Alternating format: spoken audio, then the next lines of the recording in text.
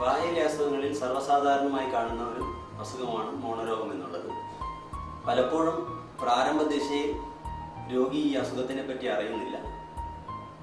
കുറേ കഴിഞ്ഞ് പല്ലുകൾ അതിൻ്റെ നിലതെറ്റി പല്ലിനിളക്കം വന്ന് മോണക്ക് വീക്കവും വേദനയുമായിട്ടാണ് പല രോഗികളും നമ്മളെടുത്ത് എത്താറ്.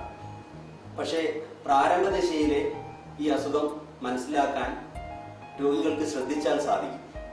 അതിൽ പ്രധാനമായിട്ട് തുടക്കത്തിൽ കണ്ടുവരുന്ന ചില ലക്ഷണങ്ങൾ: മോണയിൽ നിന്ന് രക്തം വരിക, പ്രത്യേകിച്ച് ബ്രഷ് ചെയ്താലും ഭക്ഷണം കഴിക്കുമ്പോൾ അല്ലാതെയും മോണയിൽ നിന്ന് രക്തം വരിക, പിന്നെ പുളിപ്പ് അനുഭവപ്പെടുക, പിന്നെ ഭക്ഷണ സാധനങ്ങൾ കഴിക്കുന്നത് ഈ പല്ലിൻ്റെ ഇടയിലേക്ക് പോയി അത് വൃത്തിയാക്കാൻ ബുദ്ധിമുട്ട് വരിക, പിന്നെ ചിലപ്പോൾ ചെറിയ തോതിലുള്ള അസ്വസ്ഥത, പ്രത്യേകിച്ച് ഭക്ഷണം കഴിച്ചു കഴിഞ്ഞാൽ എന്തെങ്കിലും എടുത്ത് കുത്തി കളയാൻ തോന്നുക, ആ രീതിയിലുള്ള ചെറിയ അസ്വസ്ഥതകൾ.